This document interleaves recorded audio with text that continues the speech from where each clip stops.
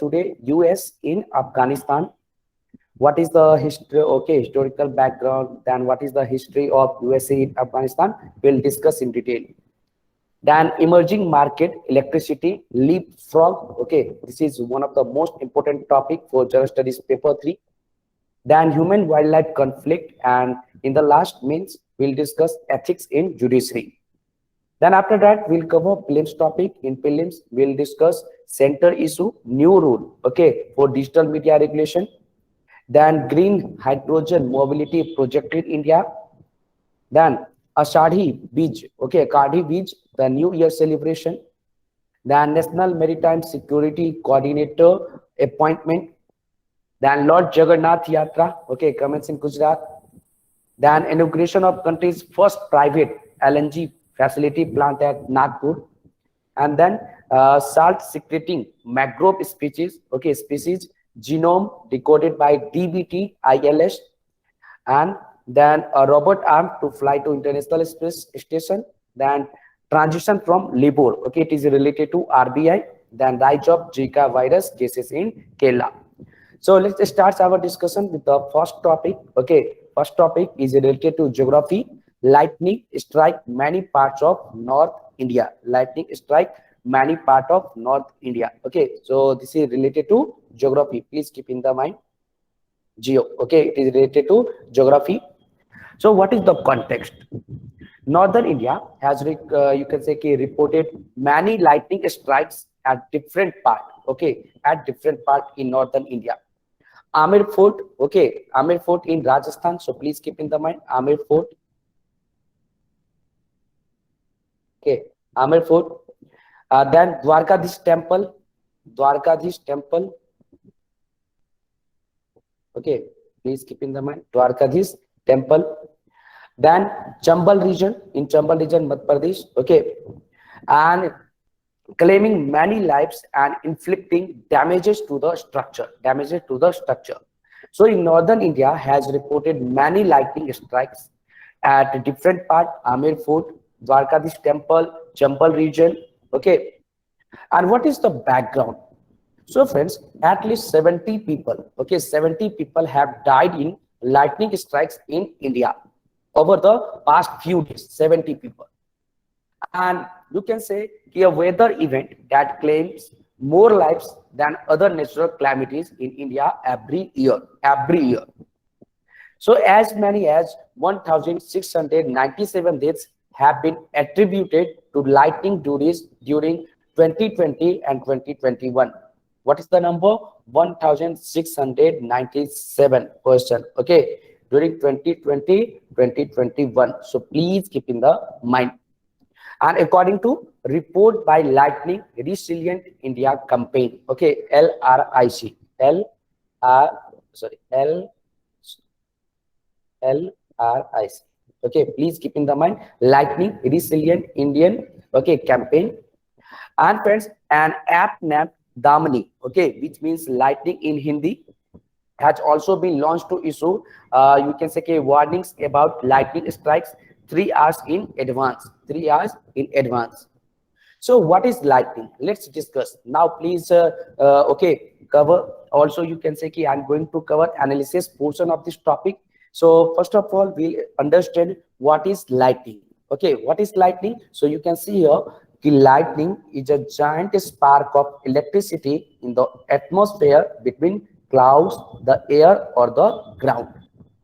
And friends, in the early stage of development, air act as an insulator. Okay, insulator between positive and negative charge in the cloud. Okay, so air act as an insulator between the positive and negative charge in the cloud, and between the cloud, okay, cloud and the ground. So basically in lightning, air has you can say major role. Okay, because air acts as an insulator between the positive and negative charge in the cloud and between the cloud and the ground. And when the opposite charge build up enough, okay, when the opposite charge, for example, you can say positive or negative, when the opposite charge build up enough, this insulating capacity of the air breaks down, and there is a rapid discharge of electricity that we know as lightning. That is okay, that we know as lightning. So what is lightning? Lightning is a giant spark of electricity in the atmosphere between cloud, the air or the ground, and air act as an insulator. Okay, and when the opposite charge build up enough, this insulating capacity of the air break down. Okay, and there is a rapid discharge of electricity that we know as lightning. So what is lightning? I have told you. Okay, so please keep in the mind. And friends, let's understand what is thunder and what causes thunder. Okay, so the bright light of the lightning flash caused by the return stroke mentioned above, okay, represent a great deal of the energy. So we have mentioned above, please keep in the mind. And this energy heats the air in the channel to above 50,000 Fahrenheit in only a few millions of seconds. Please keep in the mind. That means the temperature is okay too high, and the air that is now heated to such a high temperature had no time to expand. Okay, so it is now at a very high pressure. Okay, so it is, you can say, now at a very high pressure, and high pressure air then expands, okay, outwards into the surrounding air and compressing it and causing a disturbance that propagates in all direction away from the stroke. Okay, and this disturbance is a short wave for the first 10 years, and after which it becomes an ordinary sound wave or thunder. Okay, ordinary sound wave or thunder, please keep in the mind, this is very very important, I have told you. Okay, oh, just a minute, I did not share the screen, sorry. Okay, sorry. Okay, got it, sorry, no problem. Okay, so the screen is not shared. Yes, sorry, thank you so much. So we have discussed what is lightning. Okay, you can see here, and what causes thunders, I have, okay, told you. Now friends, let's understand. Okay, let's understand what is the types of lightning. There is basically, you can say, keep 5 types of lightning: cloud to ground flashes, then intra cloud lightning, then cloud flashes, then heat lightning, then spider lightning. Okay, so let's see one by one. First is cloud to ground, okay, flashes, please keep in the mind. So a channel of negative charge, okay, a channel of negative charge, we have discussed there will be two, okay, positive and negative charge. So channel of negative charge called a stepped leader and will zigzag downward. Okay, will zigzag downward, please keep in the mind. Bolt, okay, from the blue is you can say cloud to ground, okay, flashes, which starts inside a cloud, goes out the side of the storm, and then travels horizontally away from the cloud before going to ground. Okay, and then second is intra cloud lightning. Intra cloud lightning, what is this? So the most common type of discharge. Okay, also you can say the most common type of discharge lightning inside a single storm cloud, where both ends of, okay, you can say bidirectional leader stay entirely in the storm cloud. And there is a cloud flashes. Okay, cloud flashes. So there are many flashes, okay, which do not reach ground. So please keep in the mind, there are many flashes which do not, okay, reach to the ground, and most of these remain within the cloud and are called intra cloud lightning flashes. Okay, so please keep in the mind. And cloud flashes sometimes have visible channels that extend out into the air around the storm, okay, but do not strike the ground. So this is important. Then there is heat lightning. Okay, heat lightning, it is also important for geography optional. So please keep in the mind, it is also important for geography optional. Okay, then there is heat lightning. So any lightning or lightning included illumination that is too far away from the thunder to be heard, it is known as heat lightning. And it may have reddish, okay, cooler reddish. Why reddish? Due to heat. Okay, because of scattering of the blue light. Okay, that is spider lightning. So spider lightning refers to long horizontally traveling flashes often see on the underside of, okay, you can say stratiform clouds, And spider lightning is often linked to, you can say, cloud to ground flashes. Okay, cloud to ground flashes. Okay, so this is all about the types of lighting. We have discussed cloud to ground flashes. We have discussed cloud to ground flashes. Then intra cloud lighting, okay, flashes, heat lighting, spider lighting. For general studies, you will have to keep in the mind only types of lighting. Okay, no need to know about the details. Okay, UPSC or any state service cannot ask question related to types of lighting. But yeah, they can ask related to lighting. What is lighting? How many types of lighting? Okay, or what is the recent news related to typing? So this type of question maybe UPSC or state service can ask, but they cannot ask. Okay, only you can say question related to types of lighting.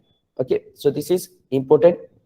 Now friends, what happened at the ground when lightning strikes? Can you tell me what happened when lightning ground the, okay, you can say what happens at the ground when lightning strikes? Anyone can tell me what happened?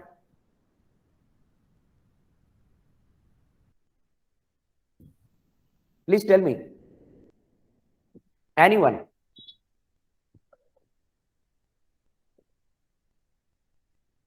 Any idea? Any guess? What happens at the ground when lightning strikes? For example, if lightning will reach to the ground, after that, what will be the situation? Or what will be the impact of lightning on the ground? Anyone? Please try to give me the reply. Nirmale, any idea? Sir, lightning, sir, the current which is carried by the lightning or the electrostatic charge, it is discharged with the ground, which can be deadly and very dangerous for us. Okay, very good. Okay, anyone? Okay, no problem. I'm going to tell you. Okay, so what happened at the ground when lightning reach to the, okay, you can say ground, or also what happens at the ground when lightning strikes the ground? So first of all, friends, okay, we can see here the formation of fulgurite. Okay, please keep in the mind. Okay, so when lightning strike ground, it fuses dirt and clays into silicas, and the result is, okay, often a glassy rock, okay, in the shape of convoluted tube. And fulgurite has been found all over the world, but is relatively rare. Okay, so formation of fulgurite, please keep in the mind. Then damage to tree, okay, damage to trees. So please keep in the mind. So lightning travel, okay, down a tree trunk turns water to steam, and if it gets under the bark into the surface moisture of the wood, the rapidly expanding steam can blast pieces of bark and branches from the tree, and the wood, okay, along the path is often killed. So please keep in the mind, this is important. So damage to trees, then damage to structure we had discussed about, okay, Dwarkadish temples, okay. So damage to structure, so the lightning current can travel even farther, okay, you can say further through water, metal fences, power lines, or plumbing. And lightning current may enter a building and transfer through wires or plumbing and damage everything in its path. Then damage in urban areas, okay, damage in urban area. So in urban area, it may strike a pole or tree, and the current then travels through several nearby houses and other structure and enter them through wiring or plumbing. Okay, so please keep in the mind. So you can see these are the basically four, okay, you can say effect of lightning, okay, on the ground. So you'll have to keep in the mind. Friend, there is you can say annual lightning report 2021 20, okay, 2020 2021. So what is the annual lightning report? Okay, now I'm going to tell you annual, okay, annual lightning report 2020 2021. What is this? So there has been, according to report, there has been 34% rise in lightning strike in the country.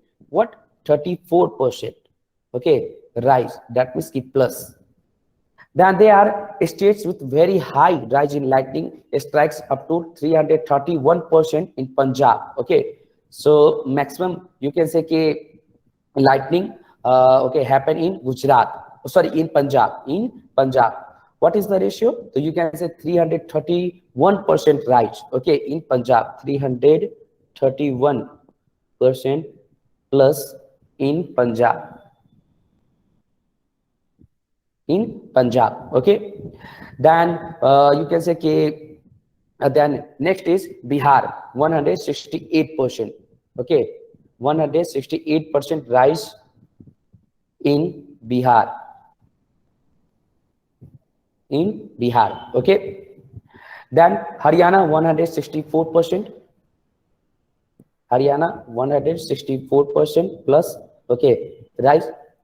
And then Puducherry, okay, 117%. Okay, Puducherry, please keep in the mind 117%. Okay, 117%. Himachal Pradesh 105%. HP 105%. Okay, then friends, and West Bengal 100%. Okay, West Bengal 100%. And these are the leading state. Okay, these are the leading state. Okay, then Goa, Daman and Diu, Dadar Nagar Haveli received more than minus 74%. Okay, 74% lightning strike, followed by Tripura minus 70%, Nagaland 60%, Karnataka minus 34%, Assam 27%, Kerala 19%, okay, minus 19%, Meghalaya minus 12%, and Tamil Nadu minus 12%. So please keep in the mind. That means the lightning is increasing. Okay, lightning incident is increasing in northern India, and basically it is decreasing in southern India, and also you can say in northeastern India. Okay, so this is important. So friend, the lightning incidents are less, and whether they strike, they cause severe damage to life and properties. Casualties due to lightning can be easily, efficiently, and inexpensively avoided. And lightning's safety can be achieved mainly by creating public awareness, technical education, on lighting protection, educating people on the lighting and surge protection, then stringent steps to ensure adherence of building standards and codes wherever necessary, and promoting research and development on lightning protection are essential. And there is a need to give lighting in you can say lighting its due attention as a natural disaster, and give it priority in national disaster management program. Okay, so this is all about you can say lightning strike many parts of North India topic. Do you have any problem? Do you have any doubt related to this topic, or is it clear? If is it clear, after that I will move to next topic. So please tell me. Okay, so why lightning mostly increasing in northern India? So first of all, first example you can say disturbance in weather. Okay, disturbance in monsoon pattern and increasing in temperature. You can you can say find the study related to increasing the temperature in northern India. So please, if you want to further study, you can go through Google and you can find the report related to increasing in you can say temperature in northern India. And so basically increasing the temperature, disturbance in weather, disturbance in monsoon pattern are the region. Okay, any doubt? Salvation, is it clear?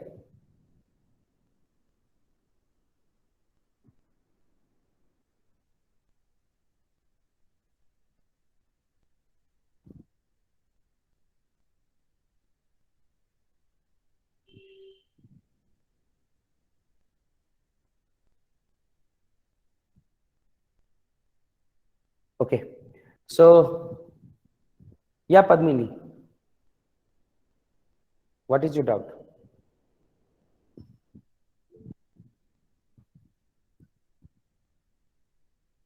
Yeah, Padmini, please ask, what is your doubt? We can also add deforestation is the region, okay, of lightning, increasing the, you can say lightning. So please keep in the mind. Do you know these days lighting is more in the cities than in the rural area of India? Okay, according to meteorologist. Okay, please keep in the mind. And there is also a study which says around 3,000 to 3,500 people die every year in the country due to lightning. Okay, so please keep in the mind. This is very, very important. So we can say that urbanization is one of the main cause, then rise the temperature, okay. Then also we can say that unstructured town planning, okay, unstructured town planning, deforestation, okay. Then also we can say in deforestation, cutting down of the trees and unplanned, okay, urbanization. Then okay, increasing the temperature. These are the regions related to lightning, okay. So lightning strikes many parts of northern India. So we have discussed. Yeah, Padmini, do you have any doubt? Because you have raised your hand. So if you have any doubt, you can ask.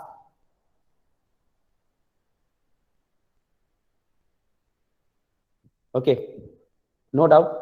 So now I'm going to discuss most important topic, which is in frequent news: United States in Afghanistan. Okay, US in Afghanistan. And basically this is related to international paper. Okay, that means general studies paper 2. So you'll have to keep in the mind. And in previous classes, we have discussed detail related to India's Afghanistan. So can you tell me, anyone, what is the importance of Afghanistan for India? What is the significance of Afghanistan for India? Anyone? If you want to tell me, please raise your hand. I will ask you. Anyone?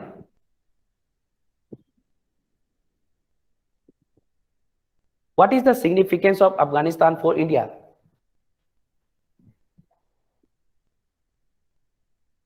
Yeah, Nirmale. Sir, Afghanistan can be considered as the entry point of India for the Central Asia. It is important for its geological location, and for this, it is the most important part for India. Yes, very good, very good. Anyone else? Can you add more points?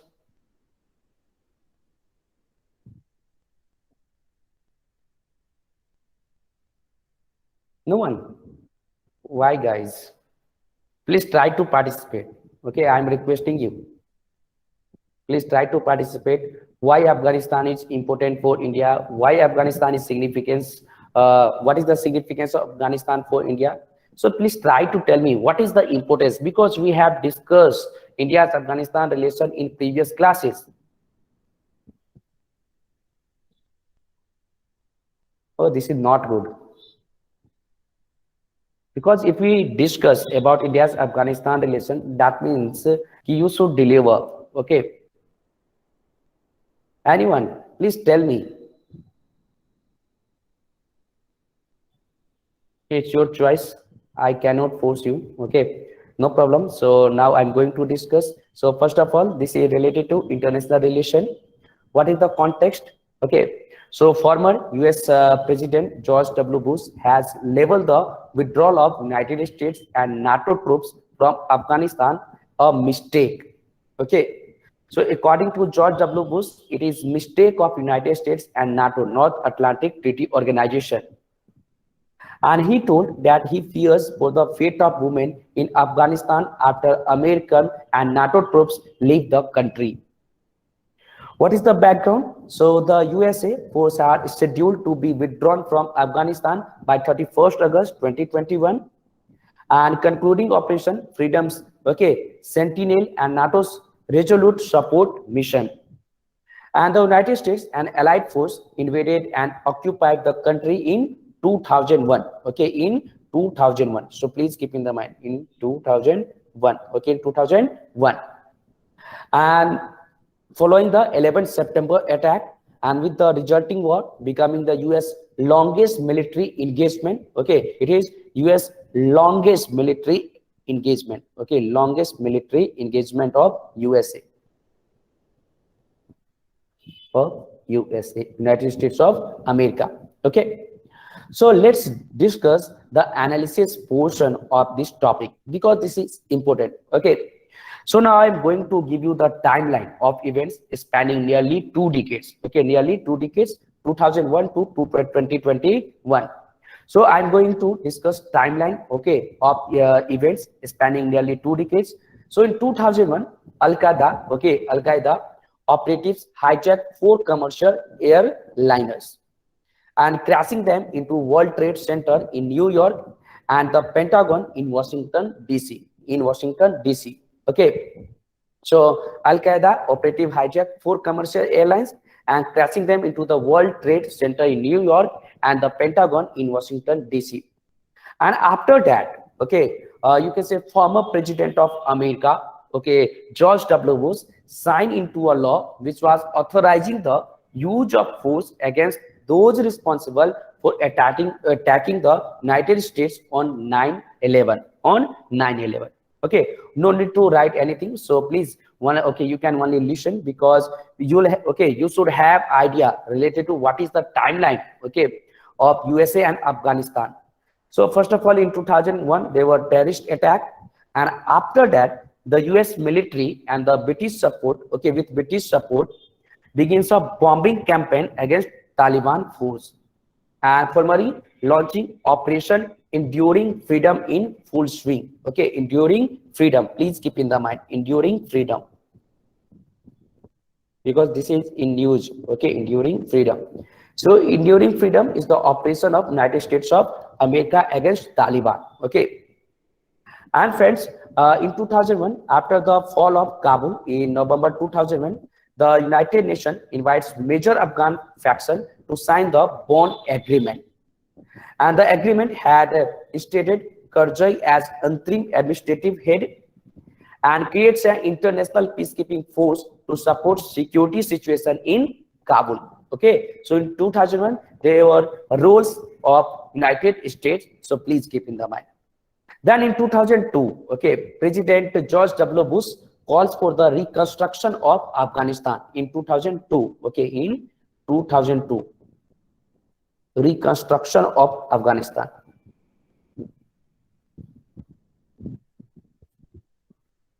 Who talks about? George W. Bush. Okay, talks about reconstruction of Afghanistan. And the US Congress appropriates over 38 billion US dollar in reconstruction and humanitarian backing to Afghanistan from 2001 to 2009. Okay, then NATO, that means the North Atlantic Treaty Organization, in 2003 assumed control of international security forces in Afghanistan and expanding NATO. Okay, you can say NATO in Afghanistan. Then in 2004, there were an assembly of 502 Afghan delegates agrees on constitution for Afghanistan and creating a strong presidential system intended to unite the country's various ethnic groups. So in 2004, there were, you can say, an assembly with 502 Afghan delegates. So please keep in the mind, and they talks about the Afghanistan constitution. They talks about Afghanistan constitution. Okay. Then friends, in 2004, in historic national balloting, Karzai becomes the first democratically elected head of Afghanistan. Who? Karzai, Hamid Karzai. Okay, Hamid Karzai. Please keep in the mind. Okay, Karzai become first, okay, democratically elected head of Afghanistan. Then in 5, more than 6 million Afghans turned out to vote for the Walisi Jigra, that means the Council of People, and the Miss Rano Jigra Council of Elders. Okay, for example, Miss Rano Jigra, you can say ki Raj Sabha, then Walisi Jigra related to Lok Sabha. Okay, and also local council, and consider the most democratic election ever in Afghanistan because nearly half voters were women. Okay, then in 2006, violence increases across the country during the summer months, and with intense fighting erupting in the south in July, and the number of suicide attacks, okay, you can say were increasing. Please keep in the mind. Then in 2008, Afghan and United Nations, okay, investigation find that Errant fire from US gunship killed dozens of Afghani civilians, drawing condemnation and bolstering Taliban claims that coalition forces are unable to protect the population. Then in 2009, President Obama announced a new strategy for the war effort and linking success in Afghanistan to stable Pakistan. Okay. Then in 2010, at a summit in Lisbon, NATO members countries signed a declaration agreeing to hand over full responsibility for security in Afghanistan to Afghan forces by the end of 2014. Okay. So there's various, you can say, story related to Afghanistan. Then in 2011, on 1st May 2011, Al-Qaeda leader Osama bin Laden, responsible for the 9/11 attacks in New York and Washington, is killed by US force in Pakistan. Then in 2011, the US war in Afghanistan marks its 10th anniversary, and President Barack Obama plans to withdraw all combat troops by 2014. Then in 2012, Taliban strikes a deal to open an office in Qatar. But after 2 months, the Taliban suspends preliminary talks, accusing US of reneging on prisoner swap. Then in 2013, Afghan forces took the lead in the security responsibility nationwide as NATO hands over control of the remaining 95 districts. Then in 2014, President Barack Obama announced a timetable for withdrawing most US forces from Afghanistan by end of 2016. Then in 2017, friends, Taliban appears to be strong as ever, and the US military described the war as a stalemate. And Kabul experiences suicide bombing on a scale never before seen. And while the Taliban control or contest more than a third of the country. Then in 2020, US envoy, Khalil Jad and the Taliban's you can say Baradar sign an agreement that paves the way for significant drawdown of US troops in Afghanistan and includes guarantees from the Taliban that the country will not be used for terrorist activities. Then in 2021, President Biden announced that the United States will not meet the deadline set under the US Taliban agreement to withdraw all troops by 1st May. And instead, releases a plan for a full withdrawal by September 11, 2021. Okay, so what is the implication of USA withdrawal? Let's discuss the friends. What is the implication of USA withdrawal? What will be the implication? So first is regional security. Regional security. So it is assumed that after withdrawal of the coalition forces from Afghanistan, the militant would be reorganized, restructured, and could threaten the peace of the entire region by drawing the neighboring countries in the war. So first implication is related to regional security. So friends, thus the reduction withdrawal can endanger stability of the South and Central Asia. Then implication related to Afghan forces. So the international community is prepared to help the Afghan forces by providing money, equipment and training, but it is not known whether this help will be sustained over a longer period of time. And there is also a possibility of the ANSF disintegrating along ethnic lines in case the Taliban, a predominantly Pashtun majority entity. Then there will be implication related to economy. So as the country is dependent upon aid and it has been less focused upon trade over the last decade, and unstable Afghanistan will lose investment opportunities, and hence economic crisis can make the region extremely unstable.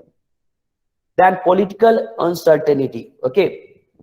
So government has no or very weak control beyond Kabul, and the parliament is divided into disunited groups comprising of disgruntled elements, and this disunity and hatred can pose a grave threat to political situation in Afghanistan. That means it is, you can say, also challengeable for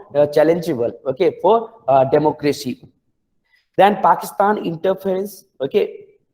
So some researchers argue that the Pakistan military actively aids the insurgent funding, the provision of weapons, then strategic planning, and so on, which are bound to increase post-US withdrawal. Okay, post-US withdrawal. So this is all about the implication of USA withdrawal in Afghanistan, and also friends in you can say ki Southern Asia. Yeah, can you tell me what will be the implication for India? Can you tell me what will be the implication of implication for India if US troops will go to the America, and after that what will be the situation? What will be the implication of India? Okay, can you tell me? Anyone?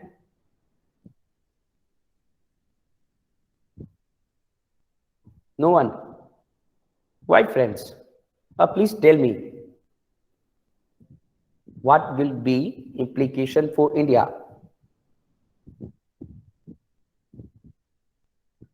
That means the implication of US withdrawal. Okay, no problem. Do you know or don't? If you don't know, please comment. And I'm waiting for your comment.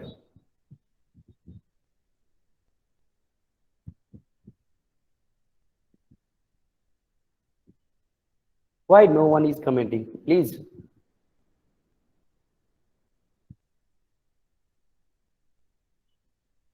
Okay.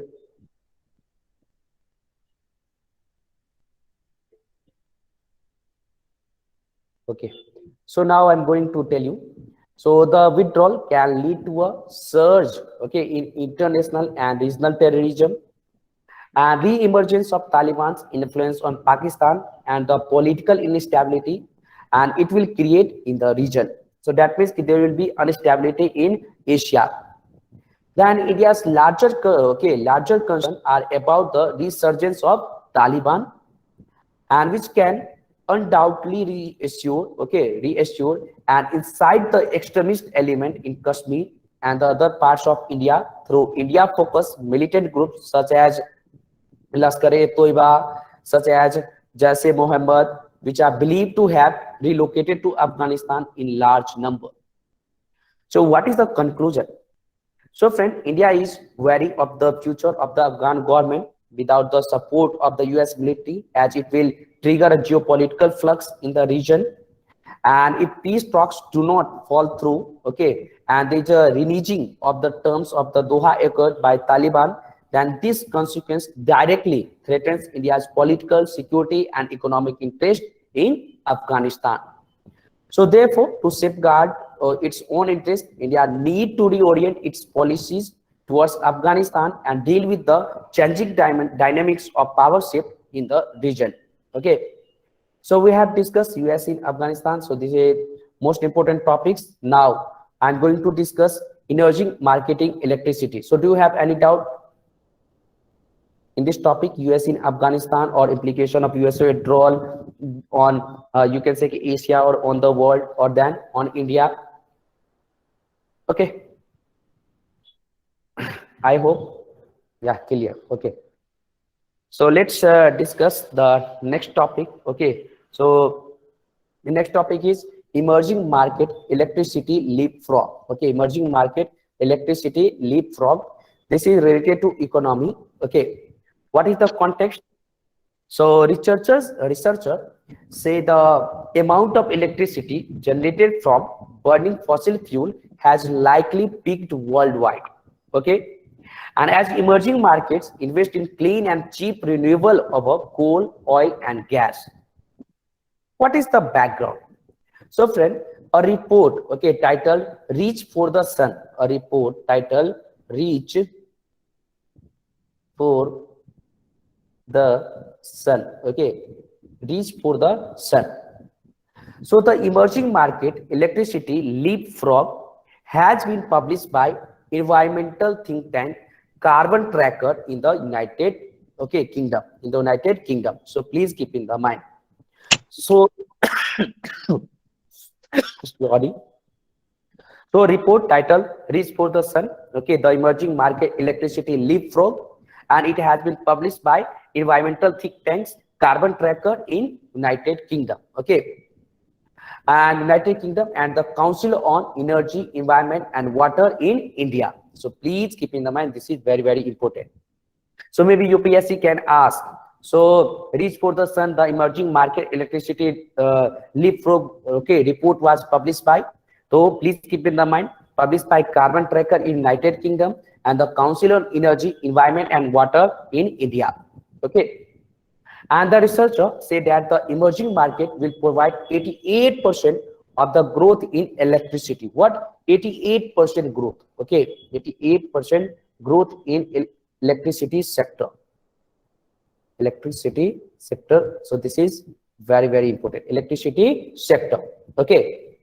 And also you can say 88% of the growth in electricity demand over the next 2 decades, and say these markets are increasingly, okay, leapfrogging polluting energy sources that are uncompetitive,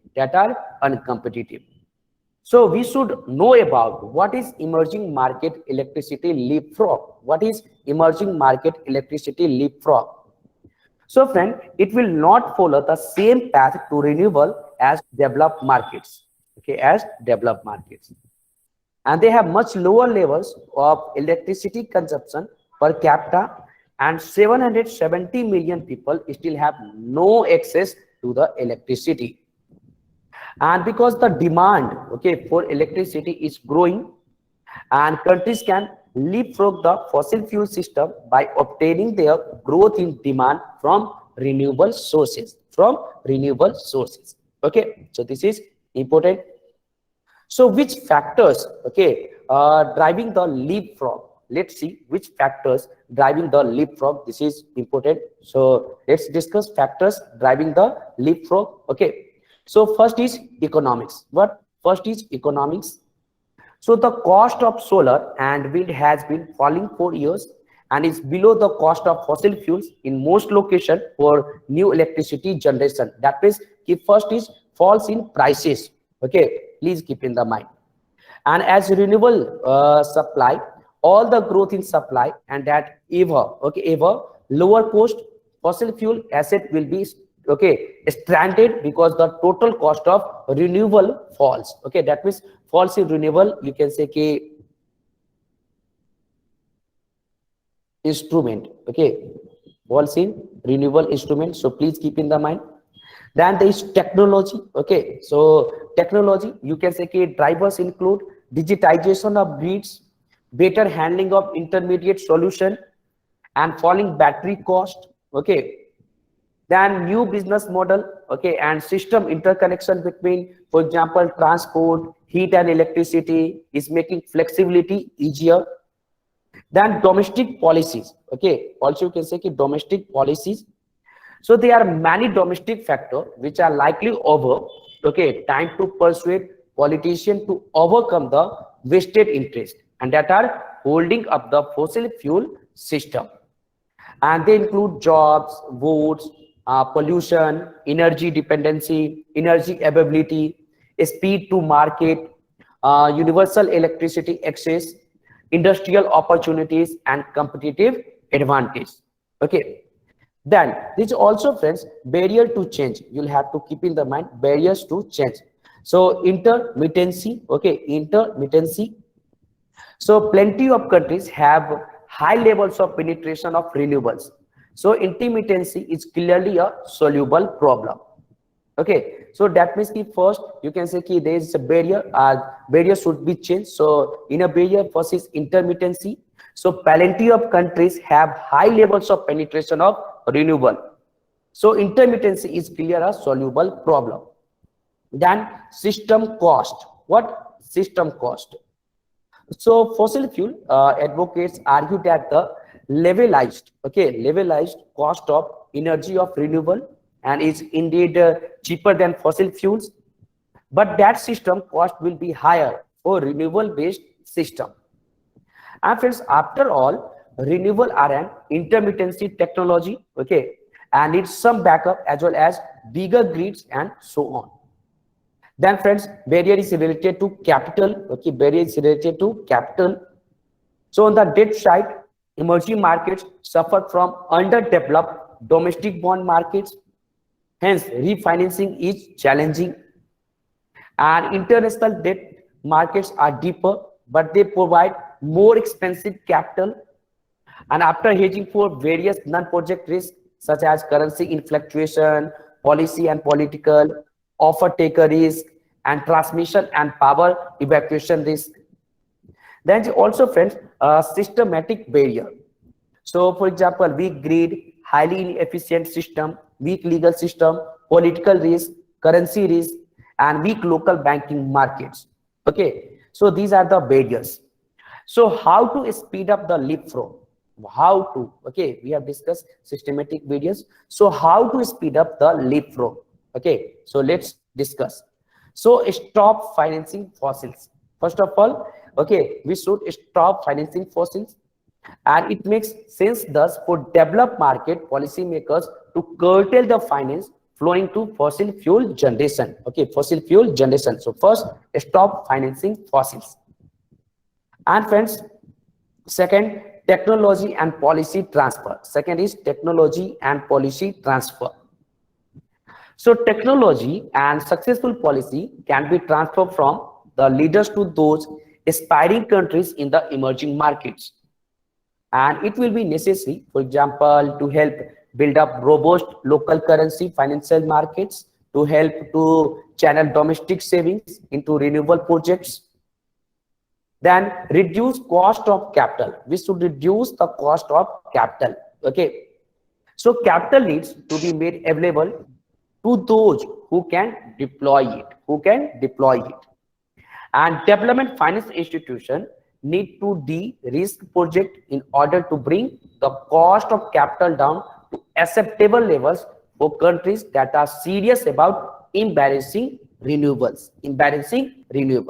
Okay, so we have discussed how to speed up the leapfrog. So first, stop the financing. Second, technology and political transfer. Then reduce cost of capital. So what is the highlights, okay, of the report? A report titled "This for the Sun: The Emerging Market Electricity Leapfrog." Okay, so what is the highlights? So let's discuss the highlights, friends. So this is the leapfrog, okay, leapfrog decade, and emerging markets are about to leapfrog fossil fuel to generate all the growth in their electricity supply from renewables. And that means peak local. Okay, so also you can say that means peak not local, global. Yeah, global fossil fuel usage for electricity generation was probably 2018, and developed market demand for fossil fuels for electricity generation peaked in 2007, and it's down 20% since then, and 99% of developed markets have already seen a peak. And meanwhile, South African fossil fuel demand for electricity peaked in 2007, in Chile 2013, in Thailand in 2015, Turkey in 2017. And India's double leapfrog, so connecting nearly all households to electricity and its renewable energy rollout. Okay, it is one of the most revolutionary in scale. And renewables are the cheapest source of new electricity, and in 90% of the world, and the rest will soon follow. And leaders of the countries with over 70% of global GDP have pledges to get to net zero by mid-century. And competition between China and the US favors a rapid, okay, dissemination of renewable technology. Then intermittency can be managed. Solar and wind are still only 4% of emerging market. Okay, for example, China electricity supply far below the current feasibility ceiling. So what should be the conclusion? So friend, we can say we need innovative intervention. We need innovative intervention in policy, finance, technology, and cost of capital, and which could be modified for countries based on their local situation. Together they could form the bedrock of a more determined push towards a leapfrog for all emerging economies to a cleaner energy future. Okay, so this is all about emerging market electricity leapfrog topic. So do you have any doubt, or is it clear? because this is very important topic for UPSC. Okay, maybe UPSC can ask a question related to, you can say, non-renewable energy sector or renewable energy sector, renewable increasing. Okay, is you can say renewable energy is increasing day by day, and also India has potential related to renewable energy. Okay, so you'll have to keep in the mind. Okay, which state is basically related to wind energy? Can you tell me? This is the question of MPPCS, yesterday question. Which state is related to wind energy? Also, you can say which state condition is favorable for wind energy in India? Two state. Anyone? Or do you have any doubt related to this topic? Sir, it is Gujarat. Yeah, Gujarat and Sir, Rajasthan. not Rajasthan. Tamil Nadu. Yeah, Tamil Nadu. Yes, very good, Nirmala, very good. May God bless you. Okay, keep progressing, keep progressing. Thank you. So we have discussed this topic related to, you can say, emerging market electricity leapfrog. So I hope it is clear. Okay, or do you have any doubt? If you have any doubt, you can comment. Or is it clear? Please comment why. Okay, I'm waiting for your comment.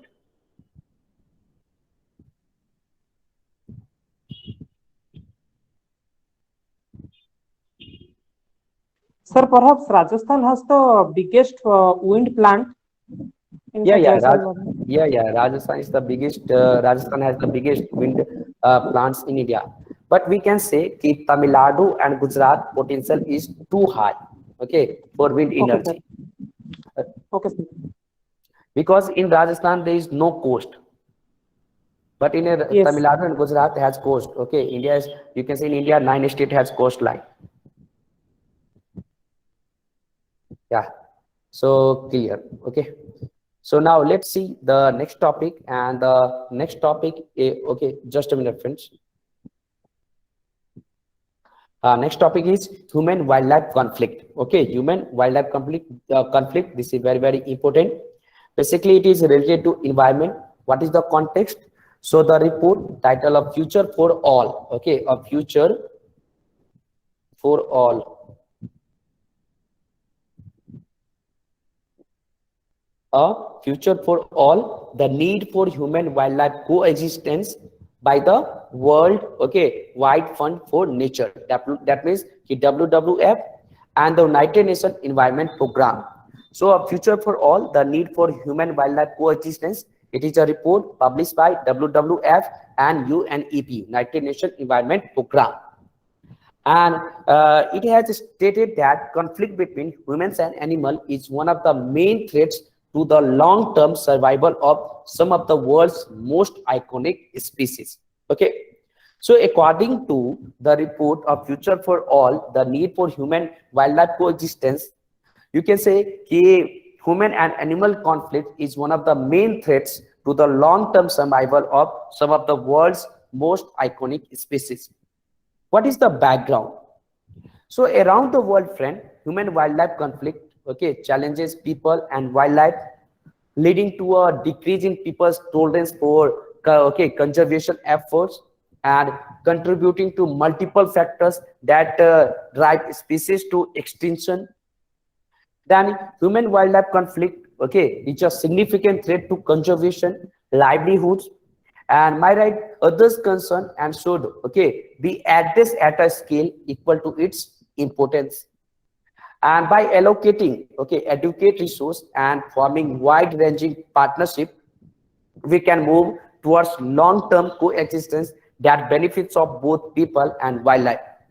Okay, there is a movie, Sherni movie. Okay, Vidya Balan is actor, okay, actress. So if you have time, okay, if you can say are interested in watching movie, so please, okay, go through. You can say Sherni movie. Sherni movie is basically related to human and wildlife conflicts. Okay, and conservation of tigers. So let's discuss what is the key highlights of the report, because this is important. Maybe UPSC can ask a question or state service. So the report features contribution from 155 experts from 40 organizations based in 27 countries. Okay. And globally, conflict-related killing affects more than 75% of world's wild cat species. And friends, many other terrestrial and marine, carnivorous species such as polar bears and Mediterranean, monks, seal, as well as large herbivores such as elephants are affected. And global wildlife population have fallen an average of 68% since 1970. So global wildlife population have fallen, on an average 68% since 1970. And India will be most affected by human-wildlife conflicts. And this was because it had the world's second largest human population, as well as large population of tigers, Asian elephants, one-horned rhinos, Asiatic lions, and other species. So that means India will be most affected by human-wildlife conflicts due to the population of India and due to the population of animals in India. So what is the data on human-elephant conflict? What is the data? So in India, data from the Union Ministry of Environment, Forest and Climate Change indicate that over 500 elements were killed between 2014 to 15 and 2018 to 2019. In 5 years, 500 elephants were killed. And mostly due to human-elephant conflict. So please keep in the mind, according to Ministry of Environment, and Forest and Climate Change, 500 elephant killed in last 5 years. Last 5 years. Last 5 years. And friends, during the same period, 2,361 people were killed as a result of conflict with elephant. So 2,361 people, 2,361 people in last 5 years. Please keep in the mind. What is the example, friends? So now I'm going to give you the example. The report gave the examples of Sonitpur district in Assam. Here, destruction of forest had forced elephants to raid crops, in turn causing deaths of both elephants and humans. Then in response, worldwide fund, India had developed the Sonitpur model during 2003 and 4, by which community members were connected with the state forest department, and they were given training on how to work with them to drive elephants away from crop fields safely. And worldwide fund, India had also developed a low-cost, single-strand, non-lethal electrical fence to each gardening of crops from elephants. So this is all about the example. So friends, what drives human-wildlife conflict? What is the causes? So let's discuss what drives human-wildlife conflict. So human-wildlife conflict results from a variety of ecological and anthropogenic drivers that exert pressure on landscape where humans and wildlife share space. So first, ecological driver, and it includes seasonal changes, natural calamities, and animals' life cycle, as well as the movement pattern of animals. Then there is anthropogenic driver. In anthropogenic, there is habitat loss, changes in land use, livestock management, expansion of agriculture practices, climate change, resource extraction, infrastructure development, and urbanization. So these are the anthropogenic drivers. These are the anthropogenic causes of human-wildlife conflict.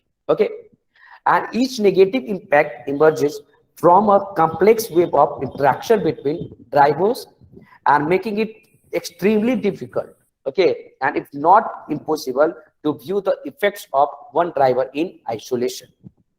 And for instance, friend, if forests are cleared for settlement or agriculture, or roads are cut into previously inaccessible area, habitat loss and fragmentation result, forcing wildlife and people into closer proximity to each other.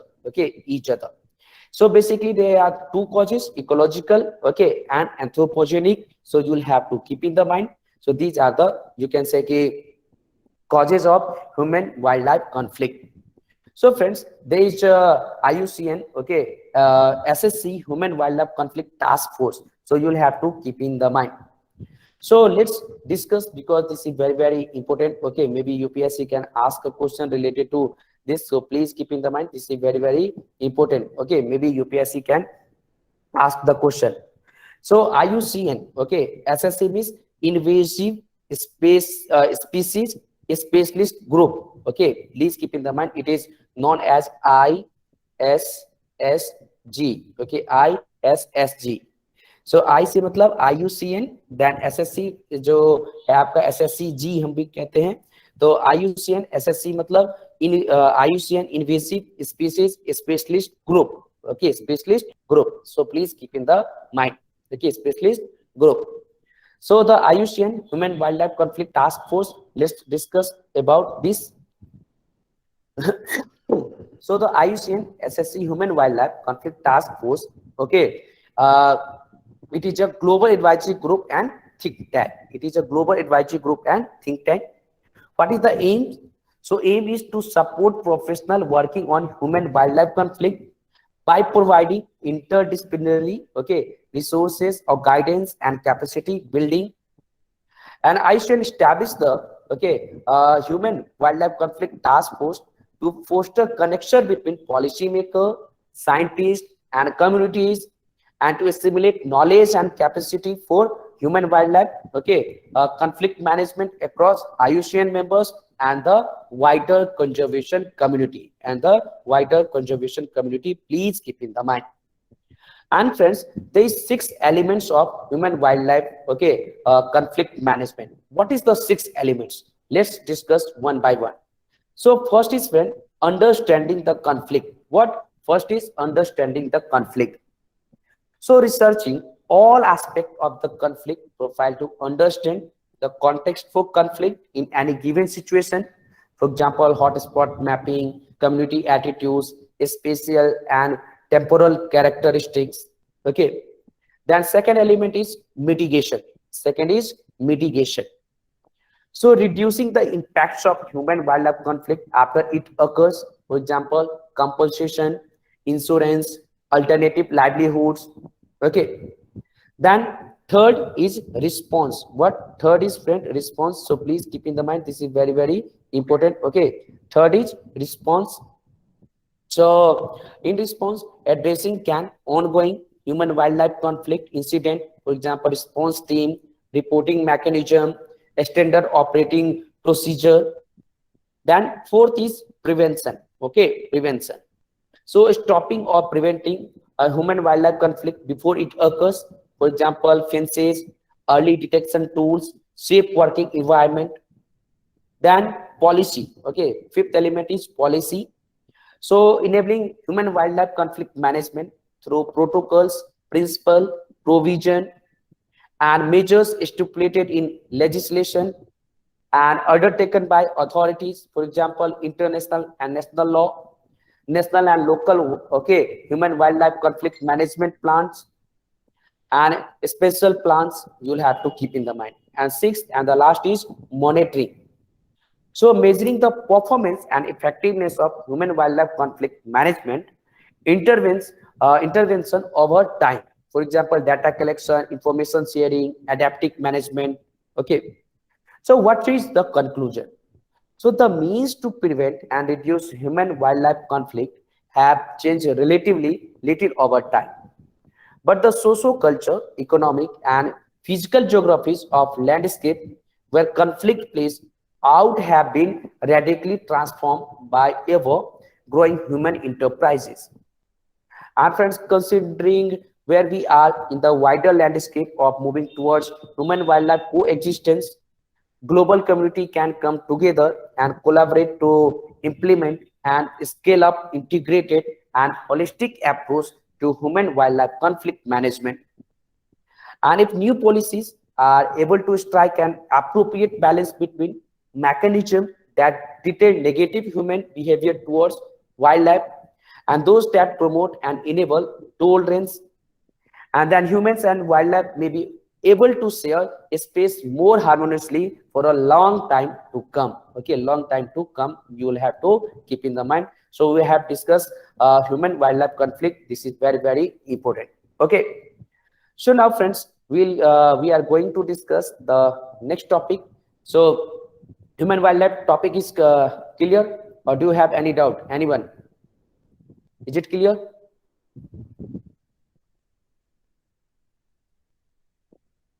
Clear? Yes, sir. Okay, very good. So please give me 5 to 10 minutes breaks. Okay. So please wait.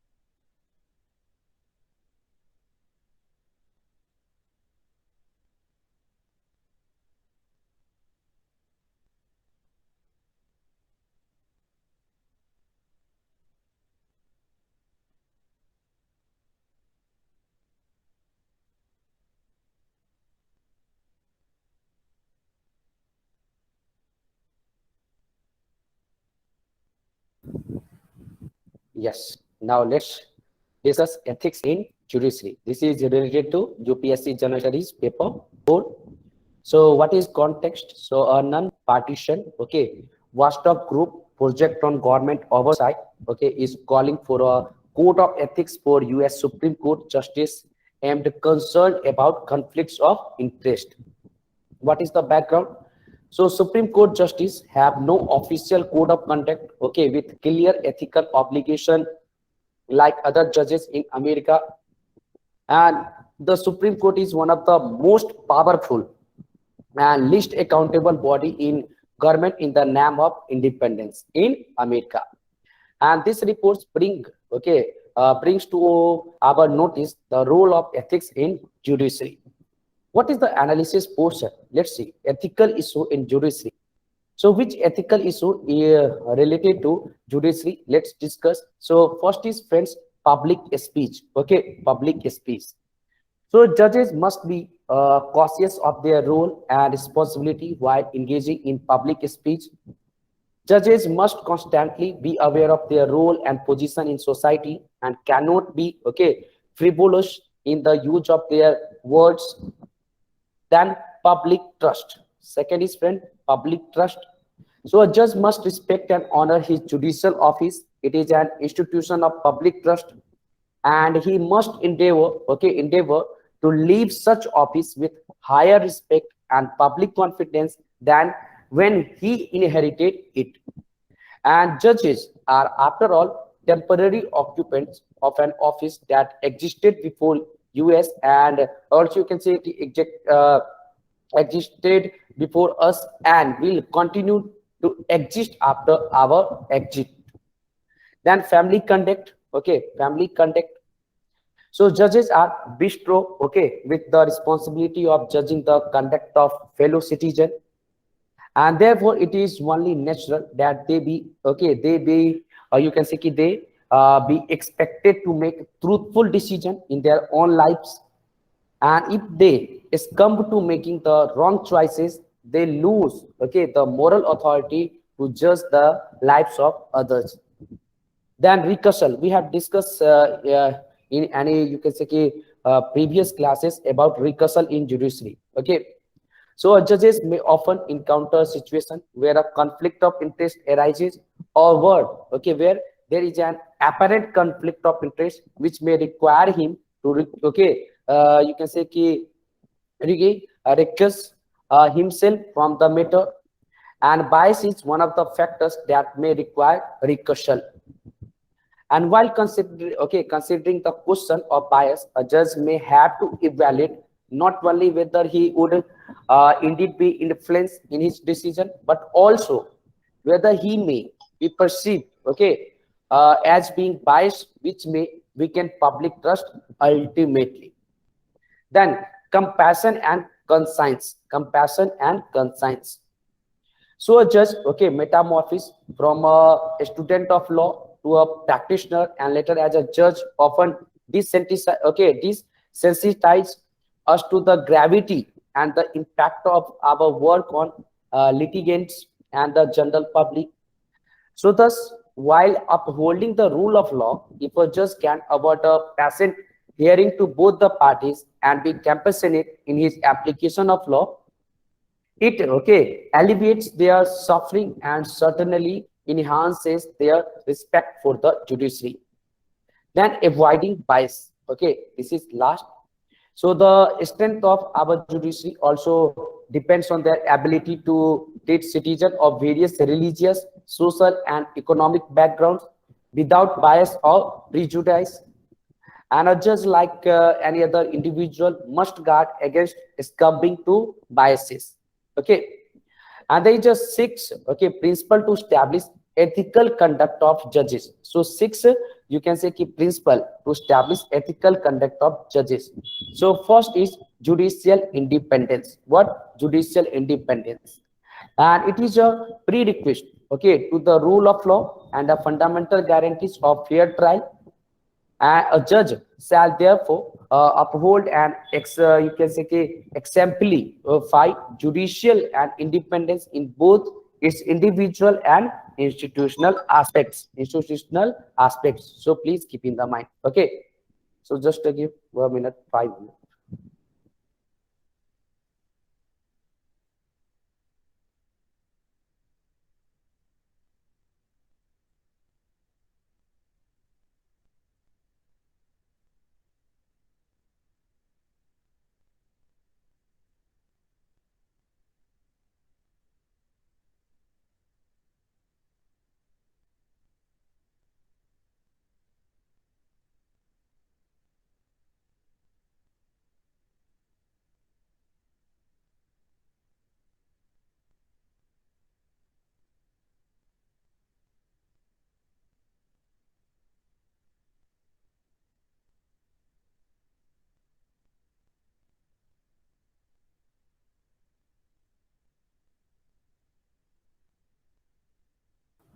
Okay.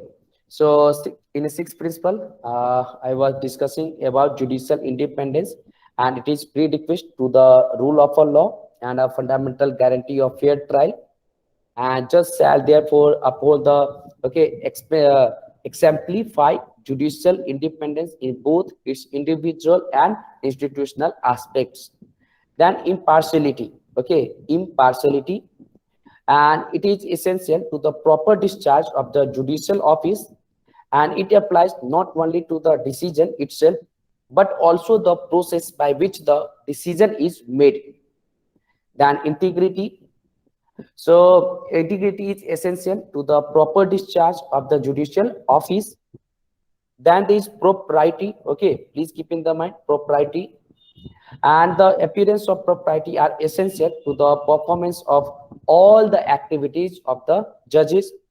Then ensuring equality, okay, of treatment to all before the courts is essential to the due performance of judicial office. Then competence and diligence, okay, are prerequisite to the due performance of judicial office. So please keep in the mind, this is very, very important. Okay. So friends, we have discussed ethics and judiciary. Then we have covered mains topic. Okay. So now I will have to cover you can say prelims topics. So friends, prelims topic I will cover in you can say in one extra class. Okay. So this is all about we have covered today, and in upcoming class in extra 1 hour class I will cover prelims topic. Okay. So I will inform you, or sir will inform you. You will get a mail related to the class. Okay. So that is you can say that is everything. Okay. And you have covered mains topic related to the you can say UPSC and various state services examination. So that is all about today class.